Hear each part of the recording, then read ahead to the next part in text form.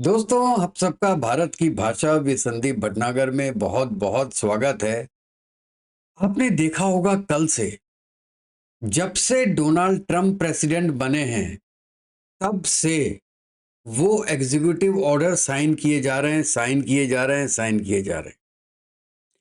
आज मैं आपको बताता हूं कि एग्जीक्यूटिव ऑर्डर होते क्या हैं और क्या एग्जीक्यूटिव ऑर्डर एक कंट्री के प्रेसिडेंट को इतना ज्यादा एक अधिकार दे देते हैं कि जो भी उसका मन हो वो करे।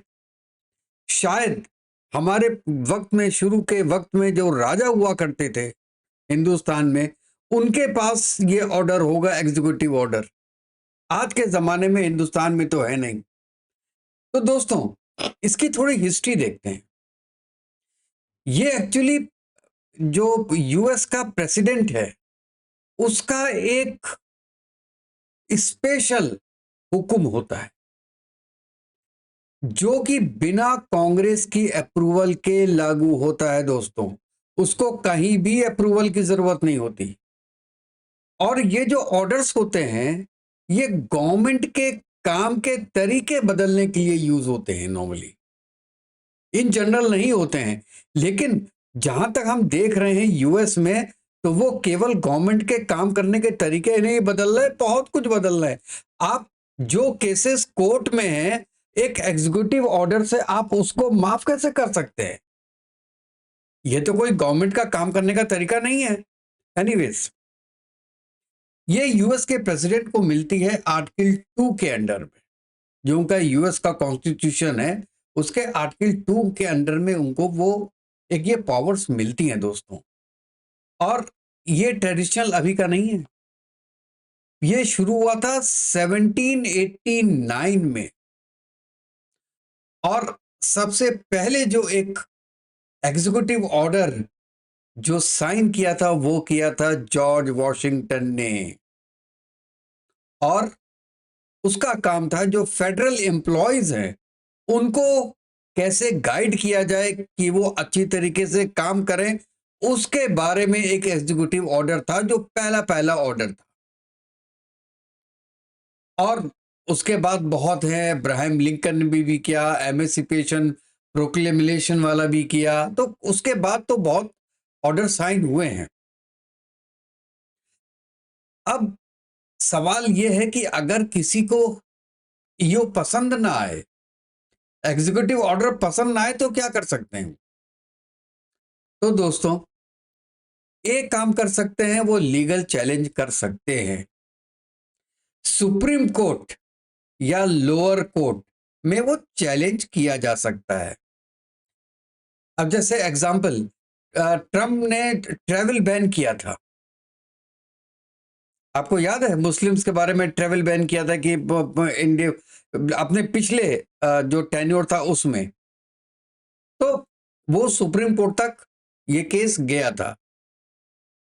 अच्छा, दूसरा तरीका हो सकता है जो कांग्रेस है, कांग्रेस एक न्यू लॉ लाए और जो उस लॉ का निगेट करे। लेकिन यहां पर एक कैच है दोस्तों, और वो कैच ये है कि प्रेसिडेंट के पास यहां पर वीटो पावर है कि वो जो कांग्रेस बोलती है उसको निगेट कर सकता है। और नेचुरल है भाई, तीसरा तो जो हिंदुस्तान में और पाकिस्तान में होता है, पब्लिक प्रोटेस्ट करो, इलेक्शन में प्रेशर लाओ। तो ये कोई तरीका नहीं हुआ, जबकि होता इसी से है, लेकिन ये कोई तरीका नहीं हुआ। अब जैसे ट्रंप ने अपने पहले टेन्योर में जितने भी किए ईओस, उसके 50% बाइडेन ने रिवर्स कर दिया। और आज जो बाइडेन ने जितने किए उसमें से 78 आज के दिन ही ट्रंप ने उसका उलट कर दिया। अब हमको तो ये लगता है कि जो जो प्रेसिडेंट आते रहेंगे वो पहले के ऑर्डर्स को कैंसिल करते रहेंगे। इसका मतलब है, सबसे बड़ी बात दोस्तों,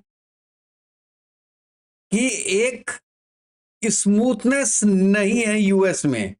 और जहां स्मूथनेस नहीं होती है वो डेमोक्रेसी नहीं होती है। कोई भी कहे कि America is the best democracy, इस आर्टिकल के साथ तो मैं अमेरिका को मानता ही नहीं कि वहां की वो डेमोक्रेसी है, जबकि वहां का प्रेसिडेंट कुछ भी कर सकता है। आप कोर्ट में जाके लड़ते रहो सालों साल। अच्छा, अब ये दोस्तों, जैसे ट्रम्प ने साइन कर दिया, ठीक है ना, अब ये लागू कैसे होता है? उसके लिए क्या होता है कि एक फेडरल रजिस्टर होता है। उसके साइन के बाद, प्रेसिडेंट के साइन के बाद, ये फेडरल रजिस्टर में पब्लिश किया जाता है। और जब वो पब्लिश किया जाता है, सब पब्लिक को पता चलता है। उसके बाद जो रेस्पेक्टिव एजेंसीज हैं, जैसे होमलैंड सिक्योरिटी हो या डिपार्टमेंट ऑफ जस्टिस हो, ठीक है ना, वो फिर अल्टीमेटली उसको इंप्लीमेंट करते हैं। जिस डिपार्टमेंट का ईओ होगा, वो डिपार्टमेंट उसको इंप्लीमेंट करेगा। उसके पास इंप्लीमेंट करने के सिवा कोई रास्ता नहीं है। और नेचुरल है कि उसके बाद जो भी अपोजिशन पार्टी होगी वो उसको निगेट करेगी, उसकी मीडिया में स्क्रूटनी होगी, तो नेचुरल है कि ये सब चीजें साथ में चलेंगी उसके। ट्रंप ने अपने जो पहला उनका टेन्योर था 2017 से 2021 में, दोस्तों उसमें 220 एग्जीक्यूटिव ऑर्डर साइन किए थे। आप देखिए, करीब 50 ऑर्डर्स एक साल में, मतलब हर महीने कम से कम 3 या 4 का माल है। इसका मतलब हर वीक में एक एग्जीक्यूटिव ऑर्डर साइन किया ट्रंप ने। और जो उसमें भी एक दो आपको याद होंगे बड़े कंट्रोवर्शियल रहे हैं, जैसे ट्रैवल बैन था, और बॉर्डर वॉल था, तो मैक्सिको का बॉर्डर वॉल वाला उसने कहा था करने के लिए, तो वो भी एक बड़ा एग्जीक्यूटिव ऑर्डर सही था। बाइडेन ने अपने 21 से 25 के बीच में 120 ईओ साइन किए, जिसमें नेचुरल है क्लाइमेट चेंज का था, स्टूडेंट डेट रिलीफ का था, और अभी जो उसने एग्जीक्यूटिव ऑर्डर साइन किए हैं सबको बचाने के लिए, अपने बेटे को बचाने के लिए एग्जीक्यूटिव ऑर्डर साइन कर रहा है। आई मीन, मुझे ये समझ नहीं आता कि सुप्रीम कोर्ट क्या कर रही है, कोर्ट क्या कर रही है, और कौन सा देश ऐसा बर्दाश्त करता है कि जिसका बेटा गुनहगार हो, बाप उसको माफ कर दे क्योंकि वो देश का प्रेसिडेंट है। वाह रे डेमोक्रेसी, वाह। और मैंने कहा ट्रंप ने अभी तक 78 तो उसने निगेट कर चुका है, उसके अलावा 100 नए एग्जीक्यूटिव ऑर्डर ऑलरेडी वो साइन कर चुका है। अब दोस्तों, हम ये देख रहे हैं कि अब हम थोड़ा कंपेयर करते हैं इंडिया में, जो कहते हैं कि इंडिया की democracy is a shelf democracy, full democracy नहीं है। अरे साहब, इंडिया की डेमोक्रेसी असली डेमोक्रेसी है, क्योंकि ये पार्लियामेंट्री सिस्टम है और यूएस में प्रेसिडेंशियल सिस्टम है। India follows a parliamentary system where the executive, मतलब prime minister and council of ministers, is accountable to the legislative parliament. एक आदमी नहीं कर सकता, उसमें काउंसिल ऑफ मिनिस्टर्स कर सकती है, और उसके बाद भी वोटिंग होती है। वो विधानसभा में भी होगी, सॉरी, ये आपका लोकसभा में भी होगी और फिर विधानसभा में भी होगी, upper house and lower house, both houses, तब जाके एक नियम कानून बनता है। यूएसए में द अदर हैंड एक प्रेसिडेंशियल सिस्टम है, और प्रेसिडेंट को ये पावर्स दी गई है कि वो कांग्रेस के इंडिपेंडेंट अपना डिसीजन ले सकता है। सो यहां जो पॉइंट है वो that is separation of power है। In India the separation of powers is less rigid compare to the US. मतलब यहां पे इतना रिजिड नहीं है इंडिया में। क्यों? क्योंकि इंडिया गवर्नमेंट रिलाई करती है पार्लियामेंट पे। जितने भी पॉलिसी मैटर्स होते हैं वो डिपेंड करता है पार्लियामेंट में और एग्जीक्यूटिव ब्रांचेस में, जो कि लिंक्ड होती है आपस में। इंडिया में चेक्स एंड बैलेंसेस होते हैं। हर आदमी मुंह उठा के कोई लेजिस्लेटिव नहीं पास करा सकता इंडिया में।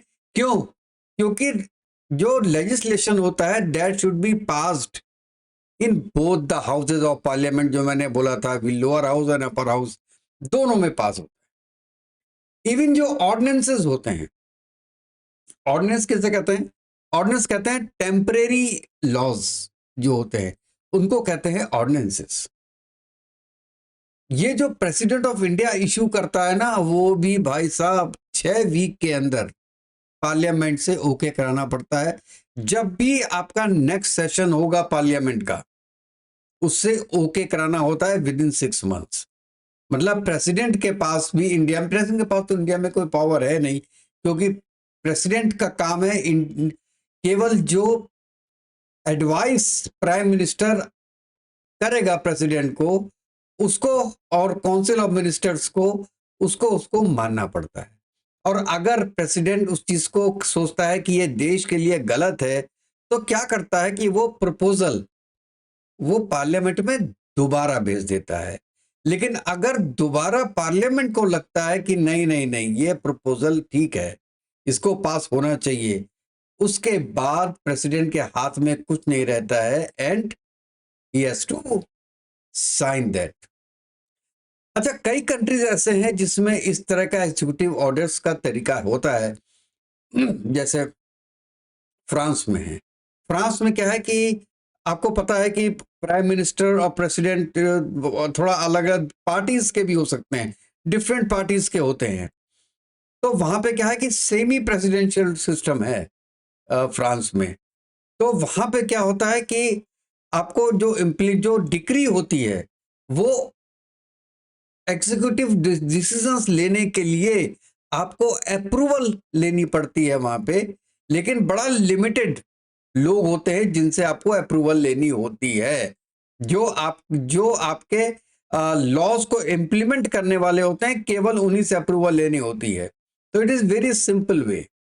और बाकी तो आपको पता है कि रशिया में, चाइना में तो एग्जीक्यूटिव ऑर्डर्स होते ही होते हैं। चाइना में तो आपका कम्युनिस्ट पार्टी ऑफ चाइना जो भी बोल दे वही एग्जीक्यूटिव ऑर्डर है। और लगभग सेम चीज रशिया में है, क्योंकि दोनों जगह लगभग सेम सिस्टम है। अच्छा, उसके बाद जो अर्जेंटीना में भी है और ब्राजील में भी है, वहां पे क्या है कि अगर कोई अर्जेंसी है बहुत ज्यादा, तो प्रेसिडेंट ये ऑर्डर्स निकाल सकते हैं। लेकिन यहां तो डोनाल्ड ट्रंप कल से प्रेसिडेंट बने हैं, आज तक केवल साइन किए जा रहे हैं, पेन खत्म हो रहे हैं उनके साइन कर करके। तो ये कोई इमरजेंसी नहीं हुई। अर्जेंटीना और ब्राजील में जब तक इमरजेंसी नहीं होगी तब तक आप नहीं कर सकते। प्लस साउथ कोरिया में भी ऐसा है, बाकी किसी कंट्री में ये नहीं है। तो दोस्तों, मैं तो ऐसी कंट्रियों को मानता ही नहीं हूं कि वो एक डेमोक्रेटिक सिस्टम से चलने वाली कंट्री हैं, जहां के प्रेसिडेंट के पास इतनी पावर है कि वो कुछ भी कर ले। कहता है ब्रिक्स कंट्री में 600% टैक्स लगा देंगे, उसमें इंडिया भी आएगा, स्वीडन भी आएगा, बाकी कंट्रीज भी आएंगी, चाइना भी आएगा, रशिया भी आएगा, ईरान भी आएगा, पूरे जितने साउथ अफ्रीका भी, सभी कंट्री जितनी भी ब्रिक्स में कंट्री वो आएंगी। कह रहा 100%। मतलब ये कि प्रेसिडेंट के पास इतनी पावर है कि भाई साहब किसी कंट्री से ट्रेड ही खत्म कर दो या शुरू कर दो। यही बात हो गई ना। चाइना पे कह रहे हैं 60% लगा देंगे, अब कह रहे हैं 25% लगाएंगे। तो मतलब ये तो एक तरीके का राजा हो गया भाई साहब। बिल्कुल, मैं तो बात कर रहा हूं कि ये कि यूएस का president is a king of USA, जो मन चाहे वो कर दे। और इसी के लिए मैं ये कह रहा हूं कि ये सिस्टम मेरे समझ में तो आया नहीं, एग्जीक्यूटिव ऑर्डर्स का सिस्टम। आप आपके पास भी सेनेट है, आपके पास भी कांग्रेस है, आप दोनों में जाइए, पास कराइए। उसके बाद अगर किसी को प्रॉब्लम है तो they can go to the supreme court, वहां पे आप लड़िए। एक आदमी के पास इतनी पावर देना, कल को डोनाल्ड ट्रंप बोल दें कि हमको ईरान पे न्यूक्लियर वॉर करनी है, सन की आदमी है, बोल दिया उसने, क्या करोगे उसके बाद? कौन मना करेगा उसको? एक आदमी के पास कभी भी इतनी पावर नहीं होनी चाहिए कि वो पूरी दुनिया को खत्म कर सके साहब। तो दोस्तों बताइएगा कि आपको ये वीडियो कैसा लगा, और आपको कुछ अपने कमेंट्स दीजिएगा कि एग्जीक्यूटिव ऑर्डर के बारे में। अगर मैं कोई चीज़ मिस कर रहा हूं तो आपके मैं जो कमेंट्स है उस पे उसका इंतजार करूंगा। और फिर नेक्स्ट वीडियो तक के लिए जय हिंद, जय भारत, वंदे मातरम।